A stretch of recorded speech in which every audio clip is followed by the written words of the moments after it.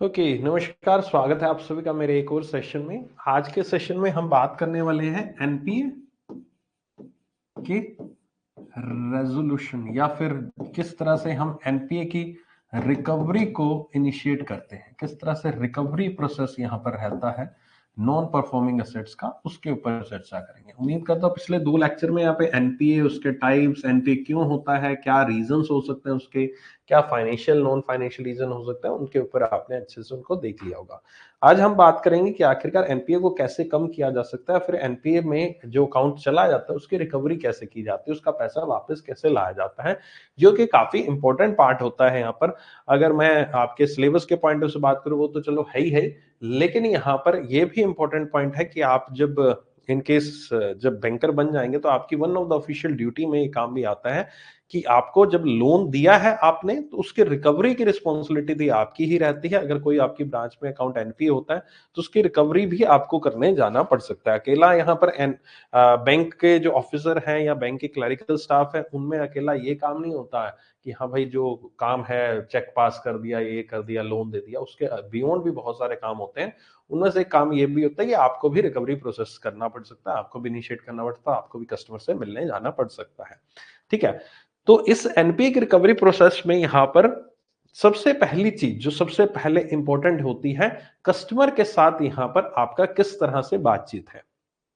एक किसी कस्टमर का एनपी अकाउंट हुआ और कस्टमर जो है बहुत ज्यादा आपसे जब आप बात करते हो, कस्टमर आपकी बात नहीं सुन रहा है, आप जा रहे हो उसके घर पे, आप कांटेक्ट कर रहे हो, आपसे कुछ भी वो बातचीत करने के लिए रेडी नहीं है, वो ये कह देता मेरे पास पैसे नहीं है, आपको जो करना है कर लीजिए, है ना। जब इस तरह की नौबत आ जाती है, क्योंकि जब तक इस टाइप की नौबत नहीं आती तब तक हम यहाँ पर जस्ट प्यार मोहब्बत से, आराम से, तसल्ली से, जैसे हम बात करना चाहे वैसे करनी पड़ती है हमें बात। क्योंकि ऑब्वियस है कि पैसा हमें लेना है, और पैसा हमें लेना है तो तब तक जब तक वो क्या कहते हैं सीधी उंगली से घी निकले तो उंगली को टेढ़ी करने की क्या आवश्यकता है। ये मैं प्रैक्टिकल बात बता रहा हूँ, कोई बुकिश या थ्योरेटिकल बात नहीं बता रहा कि थ्योरी में बुक में कहीं लिखा है ऐसा करना है। नहीं, ये प्रैक्टिकल अप्रोच है कि आप उससे बातचीत करें, आप उसकी समस्या को सुने। अगर उसकी समस्या जेन्युइन है तो उसको समय भी दिया जा सकता है, और अगर नहीं, हमें जेन्युइन लगती है कि नहीं यार छोड़ो यार, तो फिर, और उसने भी बोल दिया कि अब तो मैं कुछ नहीं करूंगा, मैं दूंगा नहीं, फिर उसके बाद जब ये सब कुछ हो जाता है हमारी तरफ से, सारा का सारा गेम यहाँ पर कर लिया हमने, उसके बाद जो मैं यहाँ पर प्रोसेस बताने वाला हूं, ये तब उसके बाद शुरू होते हैं। ठीक है। तब तक आप अपने तरीके से, अपने आराम से, सलीके से यहाँ पर उससे पेश आकर उससे पैसा निकलवाने की कोशिश कीजिए। नहीं तो फिर हमारे पास जो तरीके हैं, जो लीगल तरीके हैं, है ना, जो अलग रास्ते हैं, है ना, उनके ऊपर बात करते हैं। तो उनमें यहां पर कुछ प्रमुख तरीके जो हैं वो है आपके, सबसे पहले एक आता है हमारे सामने, एक एक्ट है सरफासी एक्ट। ठीक है, सरफासी एक्ट। एक तरीका है हमारे पास डायरेक्ट रिकवरी ट्रिब्यूनल्स, या फिर कह सकते हैं कोर्ट्स, इंडिया के जो कोर्ट है। एक तरीका है यहां पर आपका इंसॉल्वेंसी बैंक्रप्सी कोड। ठीक है। एक और तरीका होता है जो कि यहां पर कोर्ट कह लीजिए, या फिर इसी के साथ ही कह लीजिए लोक अदालत। ये हमारा इंडियन जुडिशियल सिस्टम के अंडर ही आती हैं तीनों की तीनों चीजें। ठीक है। तो मोटा मोटी यहां पर तीन चीजें होती हैं यहां पर, जो कि यहां पर आपके रिकवरी प्रोसेस में आपके लिए काम करती है। लीगल जो तीनों चीजें हैं वो लीगली यहां पर दे रखी हैं कि आप इन तीनों में से किसी का भी इस्तेमाल करके आप बैंक के जो भी अकाउंट एनपीए हो चुके हैं उनमें रिकवरी कर सकते हो, उनमें रिकवरी प्रोसेस को इनिशिएट कर सकते हो। ठीक है। तो यहां पर जो सबसे पहले आता है वो आता है सरफासी एक्ट। ठीक है। चलो सबसे पहले हम इसी के ऊपर बात करते हैं, डीआरटी कोर्ट या लोक अदालत की बात करते हैं। देखो, नॉर्मल सी बात है कि कोई भी चीज होती है, कोई भी जब डिस्प्यूट होता है दो पार्टीज के बीच में, तो एक कोर्ट का सहारा लिया जाता है ना, अदालत का सहारा लिया जाता है। ए पर्सन ने बी के साथ यहां पर ये काम किया था, बी नहीं एग्री किया, या जो भी, या फिर सिंपल सी बात है, आपको मैंने कॉन्ट्रैक्ट एक्ट के बारे में बताया था, हाँ याद होगा आपको, मैंने आपको एक बार इसी कोर्स में स्टार्टिंग की एक क्लास में मैंने जब आपको अकाउंट ओपनिंग करवाया था, अकाउंट ओपनिंग के बारे में बताया था, तब मैंने आपको इंडियन कॉन्ट्रैक्ट एक्ट के बारे में कुछ हल्की फुल्की चीजें बताई थी। तो वही इंडियन कॉन्ट्रैक्ट एक्ट जो है वो यहां पर भी एप्लीकेबल होता है लोन के केस में। कैसे? जब भी हम किसी व्यक्ति को लोन देते हैं तो वो व्यक्ति और हमारे बैंक के बीच में एक लोन डॉक्यूमेंट साइन होता है। एक लोन डॉक्यूमेंट एग्जीक्यूट होता है और उस लोन डॉक्यूमेंट में सब चीजें मेंशन होती हैं कि ये व्यक्ति है, ये ए व्यक्ति है और हम ये बैंक है, ठीक है। फॉर एग्जांपल उस लोन डॉक्यूमेंट में ऐसा लिखा होता है कि ये व्यक्ति का नाम ब्लैंक छोड़ा होता है, हम उसमें नाम भरते हैं और उसमें फिर अपनी ब्रांच का नाम भरते हैं, ठीक है। और फिर आगे जो भी अमाउंट उसने लिया वो भरेंगे, बाकी सेट स्टैंडर्ड फॉर्मेट होता है, वो स्टैंडर्ड फॉर्मेट होता है, लाइंस वाइंस सब कुछ प्रिंटेड होती है ऑलरेडी, बस वो ब्लैंक छोड़ा होता है। ब्लैंक छोड़ा होता है कि आपकी ब्रांच का नाम आ जाता है, कस्टमर का नाम आ जाता है, अमाउंट आ जाती है, टाइप ऑफ लोन आ जाता है, रेट ऑफ इंटरेस्ट है, इस तरह से बहुत सारे कॉलम जो है वो यहाँ पर ब्लैंक छोड़े होते हैं जिनको हमें फिल करना होता है, लोन डॉक्यूमेंट्स जिनको कहते हैं। और एक व्यक्ति जब लोन देता है तो ऐसे बहुत सारे लोन डॉक्यूमेंट्स हम एग्जीक्यूट करवाते हैं। उन लोन डॉक्यूमेंट्स के ऊपर यहां पर आपका एक तरफ साइन होते हैं पार्टी के जिसने लोन लिया है और दूसरे जो साइन होते हैं किसके, दूसरे जो साइन होते हैं यहां पर आपके बैंक पे, बैंक ऑफिसर के, ठीक है। यानी कि अगर आप ऑथराइज्ड हो तो आप भी कर सकते हैं, नहीं तो ब्रांच मैनेजर ऑथराइज होता है, ब्रांच मैनेजर उस पर साइन करता है, ठीक है। तो दोनों पार्टीज के बीच में, और उसकी स्टैंपिंग भी होती है। स्टैंपिंग मतलब पूरा का पूरा वो स्टैंप, 100 रुपए का स्टैंप, 500 का स्टैंप, 5000 का, कितने परसेंट लगेगा। हर एक स्टेट का अपना अपना एक्ट होता है, हर एक स्टेट का अपना अपना रेवेन्यू डिपार्टमेंट जो है वो वहां के स्टेट के हिसाब से स्टैंप की ड्यूटीज जो है वो डिसाइड करता है। मान लीजिए आप कभी रजिस्ट्री कराने जाते हो, कोई प्रॉपर्टी खरीदते हो तो आपको स्टैंप ड्यूटी देनी पड़ती है, तो वही स्टैंप ड्यूटी यहाँ पर बैंक में भी जब आप लोन लेने जाते हो तब भी आपको देनी पड़ती है। आपको स्टैंप जो है वो लोन डॉक्यूमेंट के साथ लगाने होते हैं, चिपकाने होते हैं। जब आपने स्टैंप लगा दिया, सब कुछ कर दिया, आपने साइन कर दिया ब्रांच मैनेजर ने और कस्टमर ने साइन कर दिया, तो वो एक लोन डॉक्यूमेंट जो है वो एक लीगल कॉन्ट्रैक्ट बन जाता है दो पार्टीज के बीच में। और ये लीगल कॉन्ट्रैक्ट में सब चीजें मेंशन होती है कि ये हमें वापस लौटाएगा, इतने मंथ में लौटाएगा, इतने सालों में पैसा लौटाएगा, ऐसे ईएमआई में लौटाएगा, ऐसे इंटरेस्ट में लौटाएगा, सीसीओडी है, टर्म लोन है, जो भी है।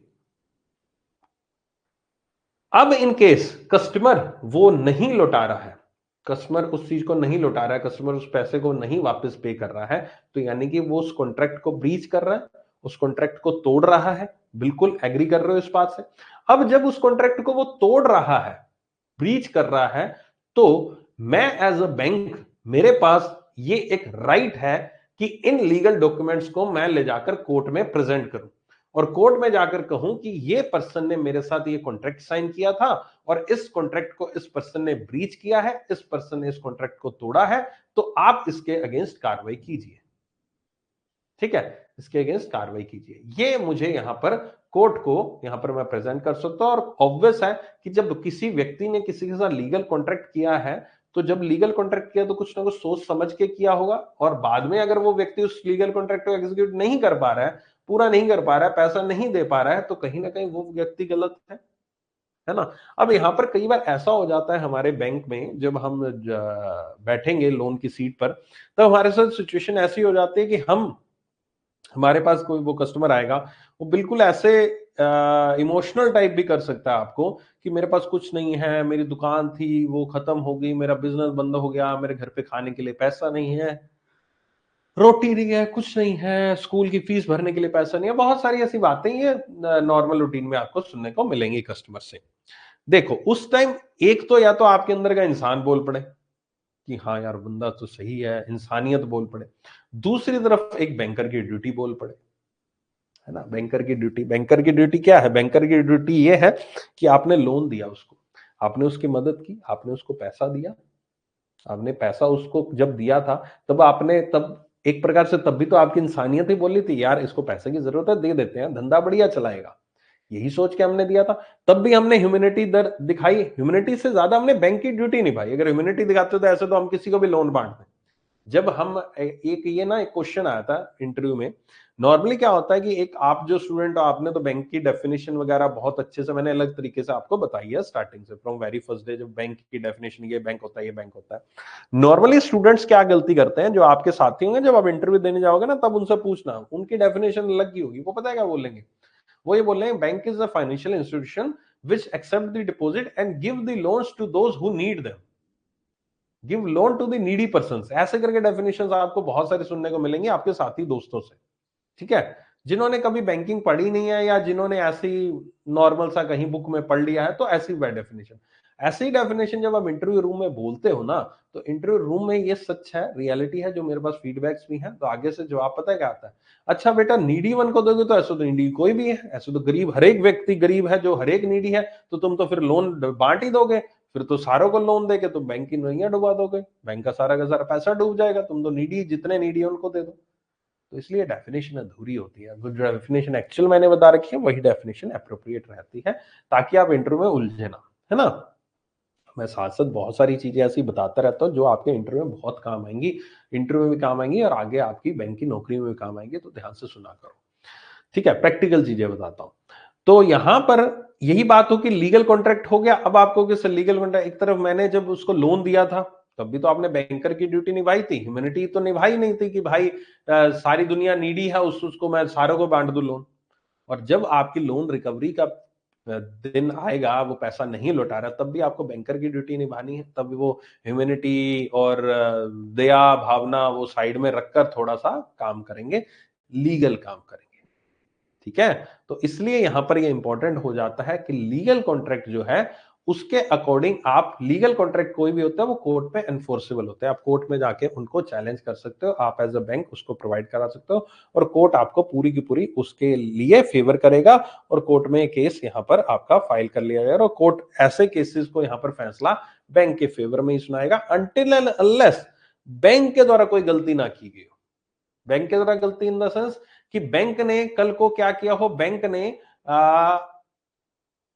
कोई कस्टमर जो है उसके लोन डॉक्यूमेंट उसको ढंग से नहीं फिल किए, या कहीं पर उसने जो की है वो ओवर राइटिंग कर दी। कोई लोन डॉक्यूमेंट बिल्कुल साफ सुथरे भरने होते हैं, किसी तरह ओवर राइटिंग कटिंग अलाउड नहीं होती है, तो कोई भी गड़बड़ ना की हो, जो भी प्रोसेस है, स्टैंडर्ड प्रोसेस है लोन देने का, उसको प्रॉपरली फॉलो किया, अगर उनमें कहीं खामी पाई जाती है तो वहां पर बैंक की गलती समझ में आती है, फिर यहां पर बैंक को भी यहां पर चैलेंज किया जा सकता है कोर्ट के द्वारा।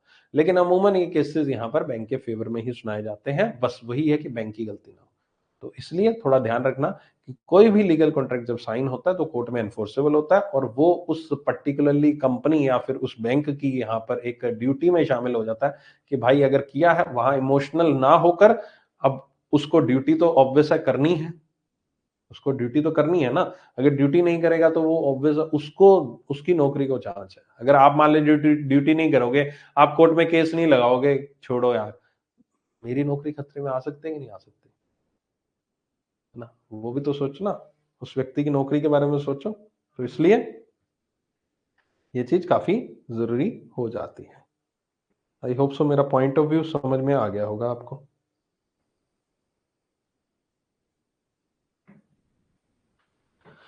ठीक है, चलो। तो यही लीगल जो एग्रीमेंट्स हैं वो हम इन कोर्ट्स में प्रेजेंट कर सकते हैं। ये अलग अलग टाइप के कोर्ट है। देखो, एक तो नॉर्मल कोर्ट होता है, डिस्ट्रिक्ट कोर्ट होता है। ठीक है, डिस्ट्रिक्ट कोर्ट में आप छोटे मोटे केस तो डिस्ट्रिक्ट कोर्ट में लगाते हैं, फिर हाई कोर्ट वगैरह होता है, सुप्रीम कोर्ट, वो तो बाद की बात है। एक बार हम डिस्ट्रिक्ट कोर्ट में जाते हैं, वह केस फाइल किया जाता है। केस फाइल करने के बाद ऑब्वियस है कोर्ट में और भी बहुत सारे केसेस होते हैं, है ना, तो इस पे तारीख मिलती रहती है, होती रहती है, आगे बढ़ती रहती है। अब यहां पर एक आता है डीआरटी। डीआरटी क्या होता है? डीआरटी होता है debt recovery tribunal, DEBT recovery tribunal. ये जो भी मैं बातें बता रहा हूं, आज मैंने पीपीटी पूरी दी हुई है, आगे आगे आगे आगे आपको सारी मिलेगी, मेरे से सुन लो सब चीजें। पढ़ने के लिए आपको मैं घर पे पीपीटी दे दूंगा आराम से, पीडीएफ, और कल एनपीए वाली भी और ये वाली भी आप आराम से पढ़ लेना। अब सिर्फ फिलहाल मेरे को सुन लो। डेट रिकवरी ट्रिब्यूनल होते हैं। डेट रिकवरी ट्रिब्यूनल एक ऐसे कोर्ट होते हैं जो कि स्पेशलाइज्ड कोर्ट है, जहां पर केवल यहां पर एनपीए से जुड़े हुए केसेस को ही डील किया जाता है। डेट रिकवरी ट्रिब्यूनल इसका नाम। डेट का मतलब डीईबीटी, यानी कि लोन रिकवरी, लोन की रिकवरी करने के लिए कोर्ट बनाए गए हैं, डेट रिकवरी ट्रिब्यूनल बनाए गए हैं, और ये स्पेशलाइज्ड कोर्ट है। और ये कोर्ट ऐसा नहीं है जगह जगह आपको मिलेंगे, मोस्टली कैपिटल सिटीज में मिलेंगे। ठीक है, अगर मैं गलत नहीं हूं तो पढ़ भी लेना, बाद में मिल जाएगा। शायद 38 टोटल डीआरटीज इंडिया में है जो मौजूद है। 38 डीआरटीज यहाँ पर इंडिया में केवल इतने ही है, इससे ज्यादा नहीं है। तो अलग अलग है कि राजस्थान का, जैसे मैं यहाँ पर रहता हूँ तो हमें जयपुर जाना पड़ता है डीआरटी में केस लगाने के लिए। ठीक है, तो जयपुर में है डीआरटी, नजदीक से नजदीक जो है हमारे शहर के।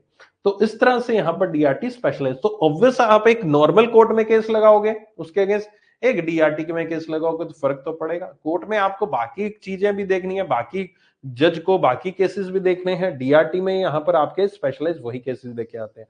बस फर्क इतना होता है कि डीआरटी में आप वही केस लगा सकते हो जिसका जो अमाउंट ऑफ लोन जो है, जिसने लोन लिया है उसकी अमाउंट 20 लाख हो, एटलीस्ट 20 लाख हो। 20 लाख से ऊपर के केसेस डीआरटी में लगाया जाता है। 20 लाख से कम आपके अमाउंट है तो आप कोर्ट में जा सकते हो, डिस्ट्रिक्ट कोर्ट में उसकी रिकवरी करने के लिए। कोर्ट फिर फैसला सुनाएगा। अगर कोर्ट के फैसले को वो मानते हैं तो ठीक है कि भाई साहब कोर्ट कहता है कि इतना इतना पैसा दो, आपको देना पड़ेगा। अगर कोर्ट का फैसला मान लेते हो और पैसा दे देते हो तो ठीक बात है। अगर कोर्ट का फैसला नहीं मानते हो, पैसा नहीं देते हो, तो फिर कोर्ट अपने लेवल पे जो भी यहाँ पर कार्रवाई करता है, आपको क्रिमिनल प्रोसीडिंग्स के तहत जेल वगैरह जाना पड़ सकता है, तो वो चीज होती है। ठीक है। लेकिन ये जो प्रोसेस है डिस्ट्रिक्ट कोर्ट का, बड़ा काफी लंबा चौड़ा कम्बरसम प्रोसेस होता है। मतलब मुझे याद नहीं है कि मैंने अपने करियर में, जो मैंने 12 साल नौकरी की है, उस करियर में मैंने कभी डिस्ट्रिक्ट कोर्ट में कोई केस लगाया हो। डिस्ट्रिक्ट कोर्ट में हमने कोई केस नहीं लगाया, हम अपने तरीके से उलझ हो जाते हैं। नोटिस वोटिस लीगल नोटिस हम दे देते हैं कस्टमर को कि लीगल नोटिस हम कोर्ट में केस लगा रहे हैं। लेकिन बात वही होती है कि जो छोटे मोटे केसेस होते हैं ना, उनको हम कोशिश करते हैं कि अपने लेवल पर ही उनका निपटारा करने की कोशिश करें, कि कोर्ट में जाएगा तो वो फिर बड़ा लंबा चौड़ा चला जाएगा, फिर कस्टमर को पता लग जाता है कोर्ट में चला गया, चल तारीख पे तारीख डलेगी। तो प्रैक्टिकल चीजें हैं कुछ, है ना। ये थ्योरेटिकल भी चीजें बता रहा हूँ, प्रैक्टिकल भी बता रहा हूँ, है ना। लेकिन डीआरटी में हम केस लगा देते हैं। डीआरटी में तो बहुत केसेस मैंने लगाए हैं। डीआरटी में तो फ्रीक्वेंट लगते रहते थे चीजें यहाँ पर, केसेस वेसेस यहाँ पर, और होता रहता था। ठीक है, तो डीआरटी का डिफरेंस, कोर्ट के साथ डिफरेंस समझ में आ गया होगा। अगला एक है लोक अदालत। लोक अदालत बेसिकली ये रूटीन वाला कोर्ट नहीं होता, डेली वाले कोर्ट्स नहीं होते। ये जो लोक अदालत होते हैं, जस्ट अ सेकंड, माइक को थोड़ा सा एडजस्ट कर लो।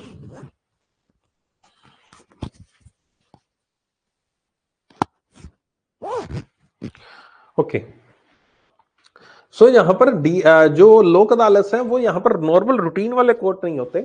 ये ऐसे कोर्ट होते हैं जो कि यहाँ पर second Saturday of any of the month लगते हैं। मतलब सेकंड सैटरडे किसी मंथ, कोई इसकी फ्रीक्वेंसी भी नहीं होती। ये दूसरे महीने, तीसरे महीने, चौथे महीने, कभी भी यहाँ पर मतलब इंतराल पे, इतने इंटरवल पे, हर एक सेकंड मंथ, हर एक फोर्थ मंथ के इंटरवल पर यहाँ पर आपका लगाए जाती हैं लोक अदालत। ये लोक अदालत बेसिकली लगाई जाती हैं आपकी डिस्प्यूट्स के सेटलमेंट के लिए, जल्दी से सेटलमेंट के लिए। जैसे हम कोर्ट में जाते हैं, कोर्ट में तारीख पे तारीख, लेकिन कुछ ऐसे केसेस होते हैं जिनका निपटारा बिना कोर्ट के भी किया जा सकता है और जल्दी किया जा सकता है। उनमें से one of the type of case होता है बैंक के लोन के केसेस। ठीक है, जिनका निपटारा कोर्ट के द्वारा बहुत जल्दी किया जा सकता है, फैसला सुनाया जा सकता है, कीजिए या यस है, नो है ना, बस इतना ही होता है। उसमें आगे आगे सुनने की ज्यादा जरूरत होती नहीं है, उसमें कोई लंबा उसको खींचने की जरूरत नहीं होती। तो यही चीज होती है आपकी यहाँ पर लोक अदालत में, कि बैंक के द्वारा अगर किसी कस्टमर के अगेंस्ट कोर्ट केस लगाया गया है, या फिर केस नहीं भी लगाया गया है, तो अगर दोनों पार्टी चाहती हैं कि आपस में सेटलमेंट की जाए, या फिर चाहती हैं, बैंक चाहता है कि भाई साहब निपटारा करो केस का, तो बैंक लोक अदालत जब भी लगती है सेकंड सैटरडे ऑफ कुछ मंथ्स के अंतराले में लगती है यहाँ पर आपका, और उसमें यहाँ पर केस फाइल कर देता है लोक अदालत में, और वहां पर कस्टमर को नोटिस जाता है, कस्टमर को वहां पर आना पड़ता है, और कस्टमर की बात सुनी जाती है, और कोर्ट हाथों हाथ फैसला सुना देता है वहां पर बैठे बैठे कि भाई इतना पैसा आपको देना है, इतना चुका दीजिए। वहां पर कोर्ट कोशिश करता है कि दोनों के बीच में रजामंदी करके सेटलमेंट कराने की, कि चलो 10 लाख रुपए, चलो ऐसा करो, चलो निपटाओ बात को, 8 लाख दे दो, 7 लाख दे दो, जो प्रिंसिपल है उतनी प्रिंसिपल अमाउंट दे दो, है ना, उतनी अमाउंट दे दो। तो ऐसे करके सेटलमेंट कराने की कोशिश की जाती है। सेटलमेंट यही होता है कि आपने मान लीजिए 10 लाख है, नहीं है पैसा, कोर्ट को समझ आ गया कि बंदे के पास पैसा नहीं है, वो कोर्ट को सारी चीजें जमा भी करा देता है, देखो मेरे पास कोई प्रॉपर्टी नहीं है, कुछ नहीं है, मेरे खाते में बैलेंस इतना है, ये है वो है।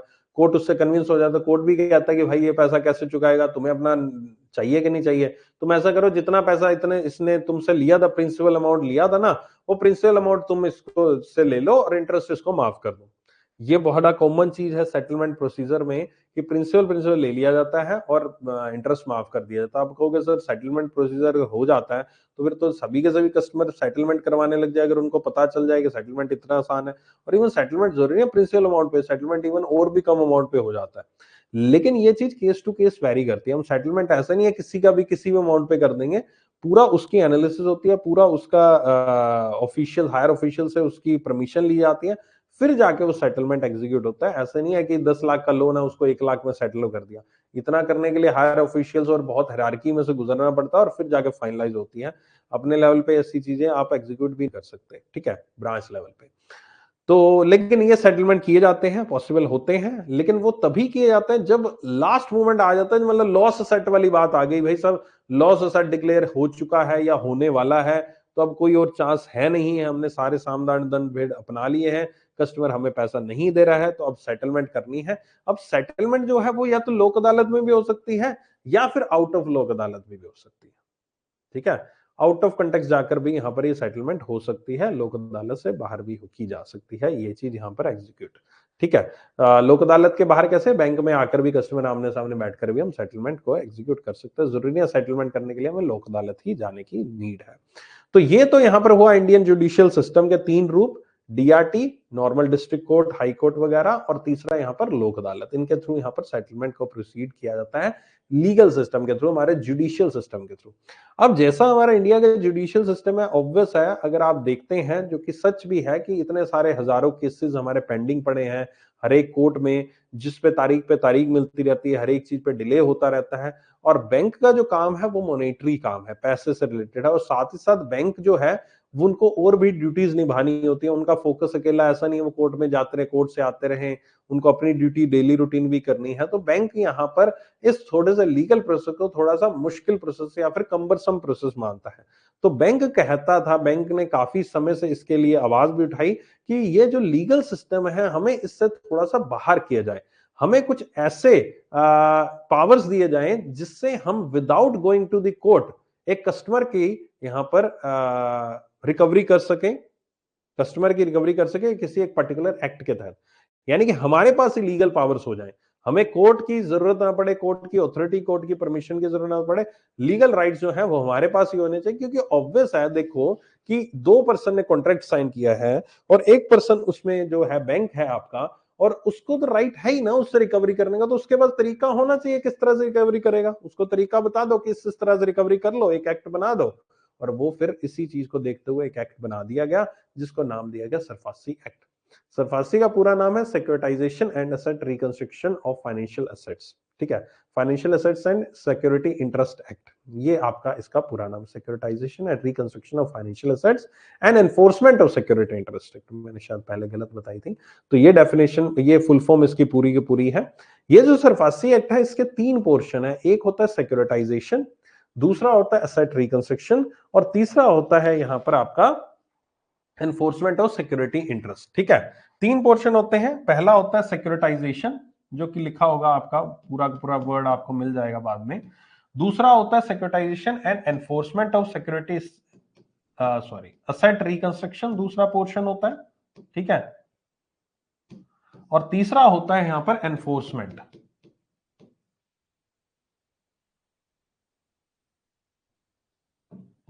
इनमें जो रूटीन में आपके बैंक में इस्तेमाल किए जाते हैं, सरफासी एक्ट के 3 पोर्शन होते हैं, इनमें जो रूटीन में चीजें इस्तेमाल की जाती हैं वो इस्तेमाल की जाती है एनफोर्समेंट की। एनफोर्समेंट ऑफ सिक्योरिटी इंटरेस्ट के तहत यहां पर आपका जो हम डेली रूटीन में चीजें करते हैं एनफोर्समेंट के तहत करते हैं। सिक्योरिटाइजेशन और एसेट रिकंस्ट्रक्शन एक ऐसी चीज है जो कि यहां पर ब्रांच लेवल पे चीजें नहीं होती हैं, ये थोड़ी सी अबव लेवल पे, हायर ऑफिशियल्स लेवल पर ये दोनों चीजें एग्जीक्यूट की जाती हैं। उसमें ब्रांच का ज्यादा रोल नहीं रहता, ब्रांच को सिर्फ जो रोल रहता है ब्रांच का वो एनफोर्समेंट में रहता है। तो सबसे पहले मैं एनफोर्समेंट ही आपको समझाता हूं, एनफोर्समेंट और सिक्योरिटी इंटरेस्ट जो पोर्शन है इसका सरफासी के तहत, वो क्या होता है।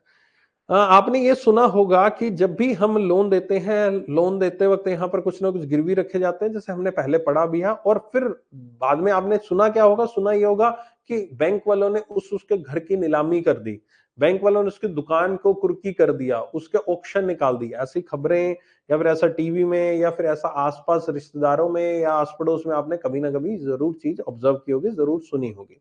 या फिर ये भी सुना होगा किसी घर के बाहर बैंक वाले का बोर्ड लगा है, किसी दुकान के बाहर बैंक वाले का बोर्ड लग गया जी, है ना, नोटिस लगा दिया जी। तो ये सब चीजें जो होती हैं, ये सब चीजें आप सुनते हो, वो इसी का पार्ट होती है, एनफोर्समेंट ऑफ सिक्योरिटी इंटरेस्ट का। अब जो वर्ड लिखा है एनफोर्समेंट ऑफ सिक्योरिटी इंटरेस्ट, इसमें शब्द आता है सिक्योरिटी इंटरेस्ट। सिक्योरिटी इंटरेस्ट का मतलब क्या होता है? सिक्योरिटी जो बैंक में आपने कोई चीज गिरवी रखी, अब सिक्योरिटी में इंटरेस्ट किसका है? इंटरेस्ट का मतलब यहां पर ऑब्वियस है, ये वो वाला ब्याज वाला इंटरेस्ट नहीं है, ये इंटरेस्ट है कि किसका इसमें फायदा है,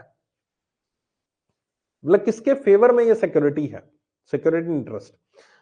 सिक्योरिटी दी गई है किसको? बैंक को दी गई है ना?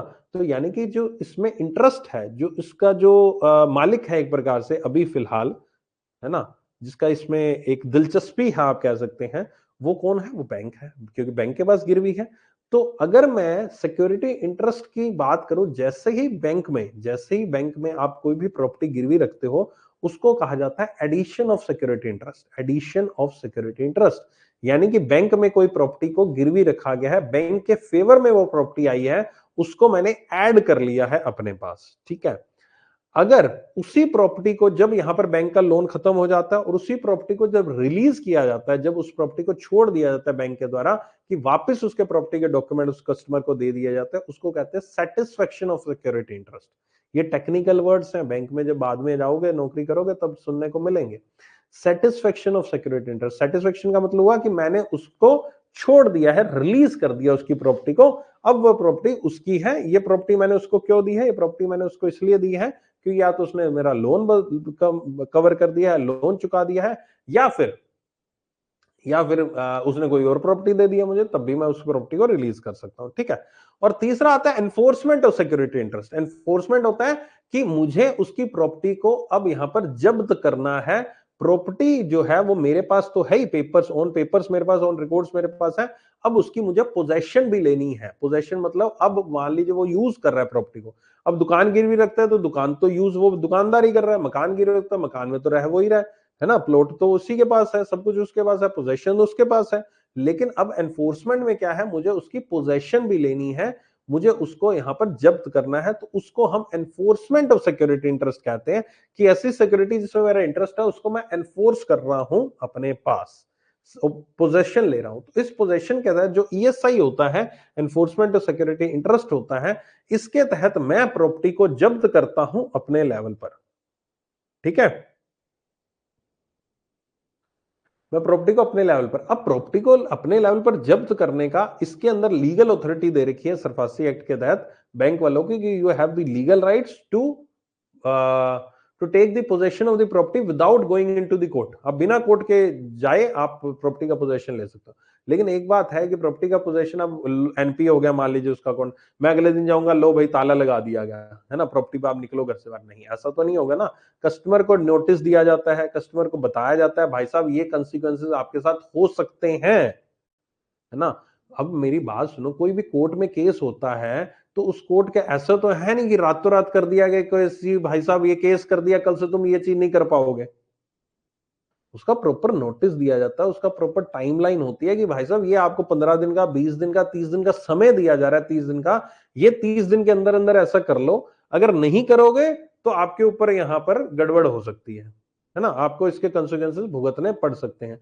तो एक सामने वाला व्यक्ति अब कितना समझदार है, अगर उसको ढंग से समझ ले, है ना, कर ले, तो भाई साहब उसके लिए उसको नुकसान ना झेलना पड़े। अगर वही हवा में बातें, अरे यार क्या ही बिगाड़ लेगा हमारा कोई बैंक, अरे हमारा वो बंदा क्या ही बिगाड़ लेगा, वो कंपनी क्या ही बिगाड़ लेगी, जब अगर ऐसी फीलिंग फिर आ जाती है ना, फिर बाद में भुगतना खुद को भी पड़ता है, परिवार वालों को भी भुगतना पड़ता है, और अगर आपसे कोई लोग और कोई जुड़ा हुआ है तो उसको भी भुगतना पड़ता है ना।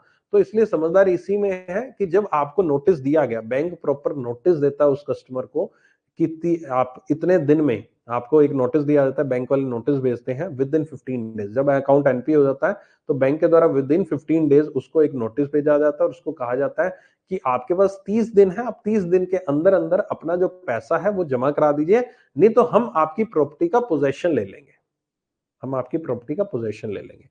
30 दिन में जब नोटिस दिया जाता है, उस 30 दिन के नोटिस को दिया जाता है सेक्शन 13(1) के तहत। सेक्शन 13(1) सरफासी एक्ट का है, 13(1) बोलते हैं, 13(2), 13(1) यहां पर होता है, तो उसके तहत दिया जाता है। फिर 30 दिन बीत जाने के बाद हम एक और उसको नोटिस देते हैं और उसको कहते हैं कि हम आपको यहां पर 30 दिन का नोटिस दे दिया, उसके बाद हम क्या करते हैं, उसके बाद उसके घर पर जाते हैं, उसके घर पर जाकर उसका नोटिस बाहर चिपका के आते हैं और उसको कहते हैं कि भाई साहब 30 दिन आपके हो गए, आपने नहीं दिया पैसा है, तो ये 30 दिन और आपको समय दिया जाता है। ये नोटिस हमने आपके घर के बाहर चिपका दिया है, जिससे थोड़े से वो शर्मसार हो जाता है इंसान, है ना? आड़ोस पड़ोस में पता लग जाता है बैंक वाले क्यों आए थे, ये है वो है। नोटिस बाहर चिपका होता है घर के बाहर, लिखा होता है कि इसने इतना इतना पैसा चुकाना है, ये है वो है। और अगर नहीं चुकाते हैं तो आपकी प्रॉपर्टी जो है अगले 30 दिन बाद जब्त कर ली जाएगी। हम इसका यहाँ पर पोजेशन जो है ले लेंगे, ठीक है। और यही जो नोटिस होता है 13(2) का नोटिस, फिर उसको बोलते हैं 13(2) सेक्शन के तहत उसको जो बोला जाता है, उसके तहत उसको यहाँ पर इवन पब्लिक डोमेन पर यानी न्यूज़पेपर में भी प्रिंट करवाया जाता है। न्यूज़पेपर में एक लोकल न्यूज़पेपर होती है और एक नेशनल लेवल पर न्यूज़पेपर होता है इंग्लिश लैंग्वेज का। उसके अंदर अगर आप कभी हिंदू, इंडियन एक्सप्रेस या कुछ ऐसी न्यूज़पेपर्स पढ़ते हो, अगर डेली रूटीन में आपके घर पे आती है, तो आज ही कोई भी न्यूज़पेपर, आज की, कल की, 1-2 दिन पुरानी कोई भी न्यूज़पेपर देख लेना, बीच के पन्नों में आपको सरफासी नोटिस दिखाई देगा। कहीं ना कहीं डेफिनेटली आपको दिखाई देगा। उस सरफासी नोटिस को जब आप पढ़ोगे तो आपको समझ में आ जाएगा कि मैं क्या कहना चाहता हूँ, ठीक है। उसके अंदर सेक्शन 13 भी लिखा होगा, 13(2) भी लिखा होगा, सरफासी भी लिखा होगा, प्रॉपर्टी की डिटेल्स लिखी होंगी और अमाउंट लिखी होगी, इतना आउटस्टैंडिंग है, इतना पैसा उसको देना है, चुकाना है, वगैरह वगैरह, ठीक है। तो यही सरफासी एक्ट के तहत यहाँ पर हम उसकी प्रॉपर्टी के बाहर वहां पर चिपका कर आते हैं। और चिपकाने के बाद क्या किया जाता है, चिपकाने के बाद यहाँ पर आपका उसको फिर समय दिया जाता है। और फिर अगर उतने समय में फिर से वो नहीं चुकाता है तो फाइनली अल्टीमेटली हम वहां पर उसके घर पर जाकर, उसकी दुकान पर जाकर उसकी प्रॉपर्टी का कब्जा ले लेते हैं। उसको वहां से हटाएंगे बाहर। अगर वो खुद से आराम से अपनी तसल्ली से जाता है, वेल एंड गुड है। नहीं है तो ऑब्वियस है, हम साथ में पुलिस भी लेके जाते हैं। हम पुलिस की मदद भी ले सकते हैं प्रॉपर्टी की पोजीशन लेने में। अगर कस्टमर कोई भी आनाकानी करता है, हमें पता लग जाता है ऑब्वियस है एक दिन पहले ही कि कस्टमर 5 दिन पहले आनाकानी करेगा, दिक्कत देगा, तो पुलिस को साथ ले जाना मुनासिब है, लिया जा सकता है पुलिस को साथ में। उनको बुलाया जाता है, ऑफिशियली उनको बोला जाता है, वहां के लोकल एसपी को हम लोग लेटर लिखते हैं, उनको एक ड्राफ्ट देते हैं, क्योंकि पुलिस सेवा लेना बैंक के द्वारा is not free of cost, ठीक है। एक चीज ध्यान रखना, पुलिस की अगर आप सर्विस लेते हो तो that is not a free of cost service. Police उसके लिए आपसे चार्ज करती है और अच्छा खासा पैसा चार्ज करती है। मतलब हम एक पोजीशन लेने जाते हैं और पुलिस की टीम लेकर जाते थे, जिसमें से कांस्टेबल होते थे 2-3, एक थोड़ा सीनियर बंदा होता था उनमें से। तो अगर 3-4 हम 4 बंदे अगर लेकर जाते तो साथ में, तो कम से कम हमारा 25 से 30 हजार रुपए खर्चा आ जाता था। बिलीव करोगे, पुलिस इसका पैसा लेती है और लीगल पैसा, ऑफिशियली पैसा लिया जाता है। डीडी बनाया जाता है, डिमांड ड्राफ्ट, उनके खातों में पैसा डाला जाता है। एसपी अकाउंट जो होता है, एसपी का पुलिस अकाउंट जो होता है, आपका बैंक अकाउंट, उसके अंदर ऑफिशियली पैसा डाला जाता है। और उस सर्विस को प्रोवाइड कराने के, कांस्टेबल्स को प्रोवाइड कराने के पुलिस हमसे चार्ज करती है बैंक से, ठीक है। तो वो पुलिस को हम लेके जाते हैं, पुलिस हमारे साथ जाती है और फिर वो वहां पर सिचुएशन आती है दो तरीके के पोजीशन की। एक होता है फिजिकल पोजीशन, एक होता है symbolic position. Physical position, symbolic position में डिफरेंस क्या है? फिजिकल पोजीशन ये हुआ कि मैंने जो है वहां को खाली करा दिया जगह को और बाहर अपना ताला वाला लगा के सील बंद कर दिया उसको, ठीक है। और इन सब चीजों की वीडियोग्राफी भी होती है। कल को अगर वो कह दे कि मुझे तो धक्के देकर बाहर निकाला गया था, मेरे परिवार वालों को हरास किया गया था, मेरी घरवाली को हरास किया गया, सेक्सुअल हरासमेंट कर दिया, ये कर दिया, वो कर दिया, ऐसा कोई केस लगा दे तो? जब बंदे का आप घर छीन रहे हो तो आपके ऊपर भी केस लगा सकता है। तो इसलिए उस चीज की पूरी वीडियोग्राफी होती है। जब पुलिस वहां पहुंचती है उसकी पूरी वीडियो बनाई जाती है। एक वीडियोग्राफर भी साथ में लेके जाया जाता है, पूरी वीडियोग्राफी बनाता है कि क्या क्या किया जा रहा है, ताकि किसी भी तरह की बाद में दिक्कत ना आए बैंकर्स को, ठीक है। तो वीडियोग्राफी बना के ताला वाला लगा के खत्म, that is a physical position. एक होता है सिंबॉलिक पोजीशन। अगर वहां पर हम पहुंचते हैं और कस्टमर कहता है, या एक दिन पहले कस्टमर हमारे पास आ जाता है, 2 दिन पहले, कि भाई साहब मैं पैसा जमा कराने के लिए रेडी हूं, लेकिन एकदम से मैं पैसा इतना नहीं जमा करा पाऊंगा। मान लो 1 करोड़ देना, तो 1 करोड़ तो मैं दे रातों रात। अच्छा, एक बार ऐसा है कि 20 लाख रख लो, आगे मेरे से कमिटमेंट लिखा लो, लेटर लिखवा लो कि मैं आने वाले दिन में 15-20 दिन बाद के अंतराल में मैं और पैसा धीरे धीरे करके जमा कराता रहूंगा। ऐसा अगर कस्टमर हमारे पास कमिटमेंट कर देता है और कुछ पैसा दे देता है, तो फिर हम ऑब्वियस है यार, इतने भी चीजें नहीं होती कि हम फिजिकल पोजीशन लेने पर आतुर हो जाए, ठीक है। अगला पैसा जब जमा करा रहा है, वही बात जो फर्स्ट स्टेप हम करते हैं जब एनपीए हो जाता है, तो भाई साहब पहले प्यार मोहब्बत से देखा जाता है कि कस्टमर देगा कि नहीं देगा। अगर तब कस्टमर देने को तैयार है तो हमें क्या झंझट में पड़ना है, क्योंकि यार देखो क्या होता है, अल्टीमेटली जब आप फिजिकल पोजीशन ले लेते हो उसके बाद भी तो प्रोसेस है। फिजिकल पोजीशन लेने के बाद ऐसा तो नहीं है कि प्रॉपर्टी आपकी, आपको पैसा मिल गया। प्रॉपर्टी आप उसके बाद ऑक्शन लगाते हो, बोली लगाते हो, ऑनलाइन आजकल ऑक्शन वेबसाइट है, वहां पर आप अपलोड करते हो, ठीक है, वहां पर अपलोड होती है, वहां पर सब चीजें जाती हैं, तो उनमें प्रोसेस में टाइम लगता है। तो इससे बेटर कि अगर कस्टमर आपको पैसा देने के लिए तैयार हो जाता है तो आपको क्या जरूरत है फिर उस प्रोसेस को फॉलो करने की। लेकिन एक चीज होती है कि हमने इतने समय से जो 60 दिन का दिन हमने लगाए, 15 दिन पहले, 60 दिन फिर पहले, 3 महीने, 2 महीने हो चुके हैं, हमारा इतना समय हमारा वेस्ट हुए, तो अगर अब मैं उसकी पोजीशन नहीं लूंगा तो मुझे कल को वो दिन लैप्स हो जाता है, वो दिन लैप्स हो जाता है। अगर उस दिन तक पोजीशन ले ली तो ले ली, नहीं ली तो फिर मुझे दोबारा से उस कस्टमर को नोटिस भेजना पड़ेगा, फिर से वही 30 दिन 60 दिन का इंतजार, फिर से जाके वो दिन आएगा। तो इसलिए मैं, अगर कस्टमर मुझे ऐसा कोई कमिटमेंट कर देता है तो मैं कस्टमर को ये छूट देता हूं कि भाई साहब मैं तुम्हारी फिजिकल पोजीशन नहीं लेता, मैं तुम्हारी सिंबॉलिक पोजीशन ले लूंगा, यानी कि मैं तुम्हारे घर जो है उसके बाहर नोटिस लगाऊंगा, अखबार में प्रिंट कराऊंगा कि हमने इसकी सिंबॉलिक पोजीशन ले ली है। एक प्रकार से कस्टमर उसके अंदर रह रहा है, जो उसके रहने का अधिकार है, यूज करने का अधिकार है उसके पास है फिलहाल, लेकिन जो पूरा बेचने का अधिकार है, ऑक्शन करने का अधिकार हमारे पास बैंक के पास आ चुका है, उसको सिंबॉलिक पोजीशन कहेंगे। तो अगर कस्टमर उसको 15-20 दिन 30 दिन तक जो भी उसने समय दिया उस दौरान पैसा चुका देता है तो वेल एंड गुड है, नहीं चुकाता तो बैंक के पास पोजीशन थी, बैंक उसकी फिजिकल पोजीशन लेकर और बिना फिजिकल पोजीशन लेकर भी उसकी ऑक्शन निकाल सकता है, वो बैंक के पास फिर राइट्स आ जाते हैं। ठीक है, उसके बाद ऑक्शन होती है, बोली होती है, बिकता है तो ठीक है, नहीं बिकता तो फिर वही है। अब इंडिया में बहुत सारा ऐसा फंडा है कि इंडिया में ऐसे जो प्रॉपर्टीज होती हैं जिनको ऑक्शन में लगाया जाता है, उनको अभी खरीदने का जो चलन है, खरीदने का जो एक ट्रेंड है, वो अभी तक आया नहीं है। इसलिए बहुत सारी प्रॉपर्टीज ऑक्शन में लगाई जाती है ना, बहुत सारी ऑक्शन जो लगाई जाती है ना, वो ऑक्शन फेल हो जाती है। क्यों फेल हो जाती हैं? इसलिए फेल हो जाती हैं क्योंकि अगर मैं, मान लीजिए मैं आज की डेट में जो भी प्रॉपर्टी ऑक्शन में लगाई जाती है, जो भी प्रॉपर्टी, वो बैंक बड़े कम दाम पे देता है। क्यों कम दाम पे देता है? क्योंकि बैंक को प्रॉपर्टी की वैल्यू से कोई लेना देना, बैंक को होता है कि भाई मुझे तो जितना मेरा लोन है उतना मेरा रिकवर हो जाए, बस मेरे तो उतना पैसा चाहिए, मेरे को एक्स्ट्रा नहीं चाहिए, है ना। तो बैंक एक्स्ट्रा आएगा भी तो कस्टमर का है, बैंक का तो है भी नहीं वो पैसा, ठीक है, वो कस्टमर को दे दिया जाता है। बैंक को तो मान लीजिए 60 लाख की प्रॉपर्टी है और बैंक का 60 लाख बकाया है, तो बैंक 60 लाख में खुश है, बैंक प्रॉपर्टी की दाम 60 लाख निकाल देगा, कोई बोली लगाएगा, 60 लाख मिल जाएगा। तो बैंक के ऑक्शन में प्रॉपर्टी जो होता है काफी कम दाम पे, कंपैरेटिवली कई बार ऐसा हो जाता है, बहुत बार ऐसा होता है कि आपको कंपैरेटिवली मार्केट रेट से काफी सस्ती मिल जाती है। लेकिन वही है कि अगर मैं मान लीजिए अपने जो फादर हैं, आपके जो पिताजी होंगे, थोड़ी जो जो आपके पिछली जनरेशन के लोग हैं, वो आज की डेट में भी, बोलना नहीं चाहिए लेकिन यस, जैसे रियलिटी, और इवन मेरे फादर भी ऐसे ही हैं।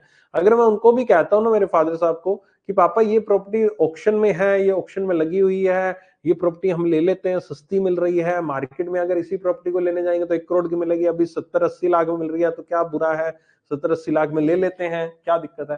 तो आगे पापा का जवाब ये होता है हमेशा, या होता था, कि बेटा यार ऐसी प्रॉपर्टी को क्यों लेना जिस प्रॉपर्टी को यहाँ पर बैंक वालों ने गिरवी रखा था, और बैंक वालों ने यहाँ पर जब्त किया था, फिर उसकी प्रॉपर्टी की ऑक्शन लगा दी है। वो एक प्रॉपर्टी, वो एक दाग लगा हुआ है उस प्रॉपर्टी पे, ये एक मेंटेलिटी, वो क्या कहते हैं, एक मनहूस प्रॉपर्टी है, उस टाइप की प्रॉपर्टी को सुना है कि इस प्रॉपर्टी की वजह से उसका घर बिक गया, दुकान बिक गए, ये हो गया, वो हो गया, इस लोन की वजह से। तो वो वाली एक फीलिंग के साथ यहाँ पर हमारी जो लास्ट जनरेशन के लोग हैं, हमारे पिताजी टाइप के लोग हैं, वो इस चीज को सोचते हैं। इंडिया में ऐसी चीजों का बहुत ज्यादा, वो क्या कहते हैं ना, वहम, है ना, वहम बहुत ज्यादा इन चीजों का करते हैं। तो इसलिए हमारे इंडिया में ये एक्चुअल में रियल रीजन है, मैं रियल रीजन बता रहा हूँ, ये कोई टेक्निकल रीजन नहीं है कि सर क्यों ऐसा होता है कि आज की डेट में माल्या की प्रॉपर्टी नहीं बिकी, आज की डेट में नीरव मोदी की प्रॉपर्टी क्यों नहीं बिकी है, इतने बड़े बड़े हम रिकवर क्यों नहीं कर पाए। उनका वाकई में सच ही यही है, क्या कर सकता है। अगर उसका माल्या का बंगला गिरवी पड़ा है बैंक के पास, बंगला बेच ही नहीं पा रहा बैंक, क्यों नहीं बेच पा रहा, कोई खरीदना ही नहीं चाहता उस बंगले को, वो कहता है कि मैं उसकी प्रॉपर्टी लूंगा, अरे यार काहे की प्रॉपर्टी यार, पता नहीं मनहूस प्रॉपर्टी है, वो देश छोड़ के भाग गया, इसमें पता नहीं क्या कर रखा है, क्या नहीं करेगा, वहम आ जाता है, मैं दूसरी घर ले लूंगा, 10 लाख, जो लोग 100 करोड़ में लगा सकता हूँ उस घर के लिए, मान लो 50 करोड़ लगा सकता हूँ, मैं 60 करोड़ लगा कर दूसरा घर खरीद लूंगा, जो 50 लगा सकता हूँ 60 भी लगा सकता है, ठीक है। तो वो चीज मन का एक वहम आ जाता है जिसकी वजह से प्रॉपर्टी नहीं बिकती है, जो कि एक सच बात है, ठीक है, फैक्ट है। और बस यही है, प्रॉपर्टी फिर सेल की जाती है, और प्रॉपर्टी अगर सेल हो जाती है तो हमारा पैसा रिकवर हो जाता है, नहीं होती तो वही हम सेल सेल सेल से लगाते रहते हैं। और इनकेस फिर भी अगर कल को खुदा ना खास्ता अगर ऐसे गड़बड़ होती है कि प्रॉपर्टी सेल हो ही नहीं रही है, 2 साल हो गए, 3 साल हो गए पोजेशन लिए, 5 साल हो गए पोजेशन लिए, फिर जाके नौबत आती है सेटलमेंट की।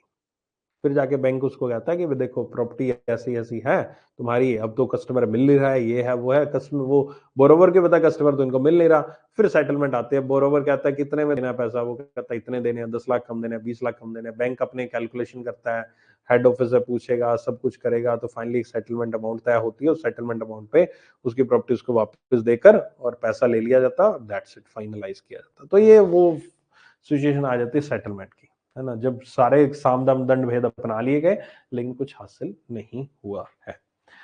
ठीक है, okay. I hope so enforcement security interest act, security interest का पॉइंट जो है वो क्लियर हुआ होगा आपको, कुछ नया चीज समझ में आई होगी, कुछ नई चीज पता लगी होगी आपको, आई होप सो। ठीक है, ओके। एंड इसी तरह से हम नेक्स्ट पार्ट में, मुझे उम्मीद थी कि मैं आज आईबीसी वगैरह सब करा दूंगा, आज और नहीं करेंगे हम। सिक्योरिटाइजेशन का पोर्शन, एसेट रिकंस्ट्रक्शन और आईबीसी का पोर्शन हम नेक्स्ट क्लास में करेंगे। नेक्स्ट क्लास आई थिंक आपकी मंडे को होगी, अभी हम ना, कल फ्राइडे है ना, तो अब नेक्स्ट क्लास हम मंडे को करेंगे, उसमें हम ये वाला टॉपिक को कंप्लीट कर देंगे। एनी क्वेरी, एनी डाउट है तो पूछ लो। उम्मीद करता हूँ आपको आज कॉन्ट्रैक्ट एक्ट के बारे में बहुत सारी चीजें समझ में आएंगी, कोर्ट में कैसे केसेस होते हैं वो भी मैंने आपको थोड़ा बहुत आइडिया दिया है कि बैंक वालों को अपनी ड्यूटी करनी है। हम अगर इमोशनल हो गए तो फिर भाई आपकी नौकरी खतरे में जा सकती है ना। ठीक है, तो हम लोग दूसरों को निकालते हैं गालियां, वो कस्टमर है, कस्टमर तो अब वो गाली निकालेगा बैंक वालों को। अगर आप किसी कस्टमर से बात करोगे तो कस्टमर बोलेगा कि यार उसने उसकी प्रॉपर्टी जब्त की, कस्टमर तो बोले अरे यार बैंक वाले बेवकूफ हैं, बैंक वालों ने मेरे को ये कह दिया। वो ऐसा प्रेजेंट करेगा और आगे 10 लोग ही बोलेंगे बैंक वाले बेवकूफ हैं। अरे बैंक वाला ऐसा थोड़े ना होता है, घर थोड़े दिन नीलाम करते, बेचारे की रोजी रोटी की दुकान बेच दी, ये है वो है। लेकिन यार बैंक के पॉइंट ऑफ व्यू से सोचो, अगर आपने उसके साथ लीगल कॉन्ट्रैक्ट किया है बैंक ने, अगर आपने उसको, बैंक वाले ने उसको पैसा दिया था और उस पैसे से वो आगे कमा रहा है, तो फिर बैंक का राइट नहीं बनता उसका पैसा वापस लेने का। अगर बैंक को उस नुकसान भी तो रहा, अगर बैंक को वो पैसा नहीं देगा तो बैंक आगे कैसे पैसा देगा। बैंक को आगे भी तो पैसा देना है, बैंक को आगे पैसा देना है कि नहीं देना, तो बैंक आगे पैसा कैसे देगा लोगों को, तो इकोनॉमी कैसे चलेगी अगर एनपीए को हम ऐसे ही बख्श दे तो। थोड़ी सी ह्यूमैनिटी को छोड़कर अपनी ड्यूटी की तरफ निभाना पड़ता है, और दोनों पॉइंट ऑफ व्यू से सोचना चाहिए। किसी एक पार्टी को यहां पर हमें फेवर या अगेंस्ट में बात नहीं करनी चाहिए कि हाँ यार वो ही बुरा है, वो तो अच्छा है, वो बुरा है। That is not a good thing. ठीक है, ओके। सर ऑक्शन का पैसा पता कैसे चलता है, इसके बारे में आती है ना न्यूज़पेपर में, वही तो क्या, न्यूज़पेपर में डिटेल आएगी ऑक्शन की, ये प्रॉपर्टी ऑक्शन हो रही है आपकी। अब वही है ना कि आपको वो चीज में अगर इंटरेस्ट है फिर तो आपको पता लग जाए ऑक्शन हो रहा है। अगर आपको उन चीजों में इंटरेस्ट नहीं है, आप अखबार के पन्ने पलटते रहते हो, तो फिर कैसे पता चलेगा। अखबार में भी आता है, ऑनलाइन बहुत सारी वेबसाइट्स हैं, अगर आप सर्च करना तो ऐसे लिखना ई ऑक्शन बाय बैंक्स, ऐसे करके आपको कई वेबसाइट्स मिल जाएंगी जहां पर प्रॉपर्टी की ई ऑक्शन लगी होती है। आपको डेट टाइम दिया जाता है पर्टिकुलरली, इस डेट को इतने बजे से लेकर इतने बजे तक ई ऑक्शन लगेगा, ऑनलाइन बोली लगेगी, आप वहां पर पार्टिसिपेट करके आप वहां पर बोली लगा सकते हो, ऑनलाइन बोली। लेकिन उसके लिए पहले बैंक में जाकर रजिस्ट्रेशन कराना पड़ता है अपना, उस बैंक की उस ब्रांच में जाकर, तब आप करा सकते हो। अब ई ऑक्शन में आप भी पार्टिसिपेट लग सकते हो, कोई बड़ी बात नहीं। ठीक है, एनी क्वेरी, एनी डाउट पूछना है तो पूछ लीजिए, नहीं तो फिर मैं एंड करता हूँ सेशन को।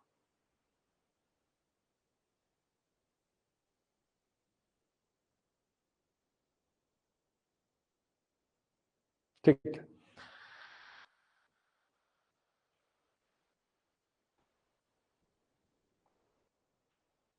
Okay, thank you, bye bye.